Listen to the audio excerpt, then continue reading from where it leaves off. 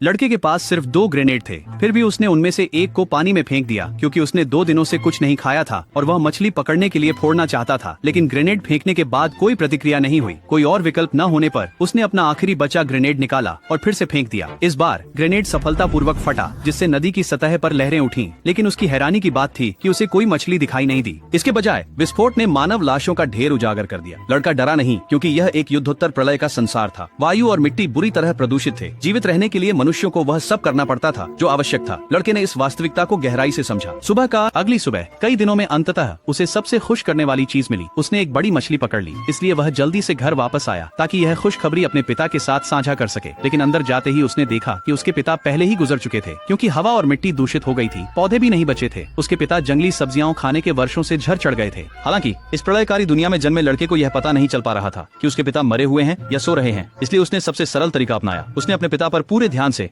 12 घंटे बाद तक जब उसने देखा कि उसका पिता अब भी मेज पर झुके हुए थे, उसे यह स्वीकार करना पड़ा कि उसके पिता की मौत हो चुकी थी। उसने अपने पिता के शरीर के नीचे एक नोटबुक देखी। यह उसके पिता का खजाना था। हर दिन वह अपने पिता को इसमें लिखते हुए देखता था, लेकिन उसे कभी नहीं पता चला कि अंदर क्या लिखा था। उसके पिता ने उसे कभी भी देखने नहीं दिया, यहाँ तक कि एक झलक भी नहीं। अब जब उसके पिता चले गए थे, वह अंततः इसमें देख सकता था। लेकिन उसकी हैरानी की बात थी कि जब उसने इसे पलटा तो वह एक भी अक्षर पहचान नहीं सका। गुस्से में उसने नोटबुक को एक तरफ फेंक दिया। फिर उसने अपनी छोटी नाव को चलाया, उस जगह को छोड़ते हुए जहाँ वह 18 साल से रह रहा था। लेकिन क्या बाहरी दुनिया वाकई बेहतर थी?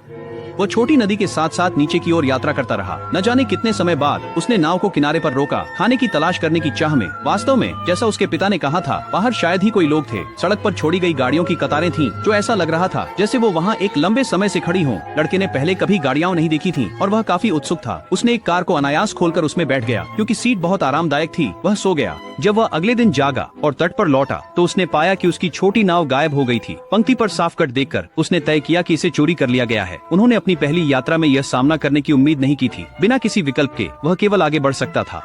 जल्द ही उसने दूर एक घर देखा और अपनी बंदूक के साथ सावधानी पूर्वक आगे बढ़ा। उसने देखा कि 2 आदमी सब्जियां लगा रहे थे और उन 2 आदमियों ने भी उसे देखा। उनमें से एक, जब उसने लड़के को घबराते हुए बंदूक उठाते देखा तो शांत होने का नाटक किया, लेकिन अंदर से वह बेहद खुश था, क्योंकि इस अराजक दुनिया में बच्चे सबसे स्वादिष्ट भोजन होते थे। उन्होंने मीठी बातें की, जिससे भोला लड़का उनकी बातों में आकर उनकी ओर सेफ हो गया और उनके पीछे घर तक चला गया। केवल एक भारी भोजन के बाद लड़के ने अपनी सारी बातें खोल दी, ये जाने बिना कि इंसानी दिल कितने जटिल हो सकते हैं।